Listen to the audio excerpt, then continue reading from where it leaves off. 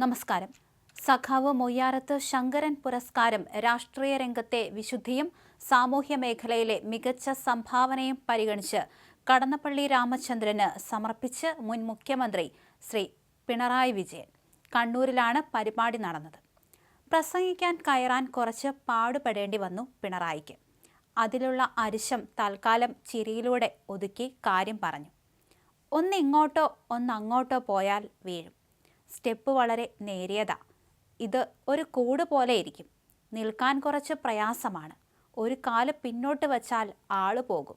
ഇത്രയും പറഞ്ഞ് പ്രസംഗത്തിലേക്ക് കടക്കുകയായിരുന്നു. പണ്ടായിരുന്നുവെങ്കിൽ ആ സാഹചര്യത്തിൽ പലർക്കും ചീത്തവിളി കേൾക്കാമായിരുന്നു. ഇത്തരത്തിലുള്ള മയക്ക് കേടാവലിൻ്റെ കാര്യങ്ങളും അതുപോലെ തന്നെ കസേരയുടെ കാര്യത്തിലൊക്കെ പലരെയും പിണറായി വിജയൻ ചീത്ത വിളിച്ച സംഭവങ്ങൾ ഉണ്ടായിട്ടുണ്ട്. അതൊക്കെ തന്നെ സോഷ്യൽ മീഡിയയിൽ വലിയ രീതിയിൽ വൈറലാവുകയും പിണറായിക്കെതിരെ വലിയ രീതിയിലുള്ള വിമർശനങ്ങളൊക്കെ ഉണ്ടാവുകയും ചെയ്തിരുന്നു.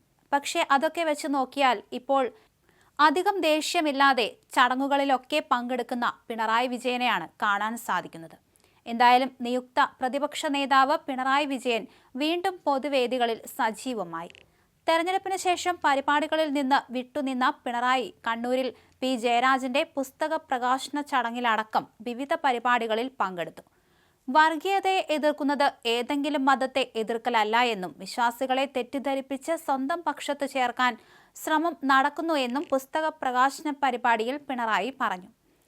കഴിഞ്ഞ ദിവസം മുതലാണ് പിണറായി വിജയൻ പരിപാടികളിലൊക്കെ പങ്കെടുത്തു തുടങ്ങിയത്. കണ്ണൂരിൽ രണ്ടിടങ്ങളിൽ പാർട്ടി പരിപാടികളിൽ പങ്കെടുത്ത മുൻ മുഖ്യമന്ത്രി കഴിഞ്ഞ ദിവസം പാർട്ടി പ്രവർത്തകരുടെ വീടുകളും സന്ദർശിച്ചിരുന്നു. ഇന്നും 2 പരിപാടികളിൽ പിണറായി വിജയൻ എത്തി. CPM സംസ്ഥാന സമിതി അംഗം പി ജയരാജന്റെ സനാതനികളുടെ ഹിന്ദുത്വ വഴികൾ എന്ന പുസ്തകമാണ് പിണറായി വിജയൻ പ്രകാശനം ചെയ്തത്. അതേസമയം നിയമസഭാ തെരഞ്ഞെടുപ്പ് തോൽവി LDFന്റെയോ CPIMന്റെയോ അവസാനമല്ലെന്ന് നിയുക്ത പ്രതിപക്ഷ നേതാവ് പിണറായി വിജയൻ പറഞ്ഞു. 10 വർഷം കൊണ്ട് കേരളത്തെ വലിയ തോതിൽ മുന്നോട്ട് കൊണ്ടുപോകാൻ ശ്രമിച്ചു. വിവിധ മേഖലകളിൽ പുരോഗതി ഉറപ്പുവരുത്താൻ കഴിഞ്ഞെന്നും കണ്ണൂരിൽ നടന്ന പൊതുപരിപാടിയിൽ പിണറായി വിജയൻ പറഞ്ഞു. ക്രിയാത്മക പ്രതിപക്ഷമായി പ്രവർത്തിക്കാനാണ് ഉദ്ദേശിക്കുന്നത്. ഇത്തരം കാര്യങ്ങളിൽ ഒരുപാട് ഘട്ടങ്ങൾ തരണം ചെയ്തതാണ്. ഈ പരാജയം CPMന്റെയോ LDFന്റെയോ അവസാനമായി ആരും കാണേണ്ടതില്ല.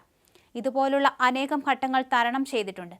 കൂടുതൽ ജനപിന്തുണയോടെ കൂടുതൽ കരുത്തോടെ CPIMും LDFും തിരിച്ചു വരുമെന്നും പിണറായി വിജയൻ പറഞ്ഞു.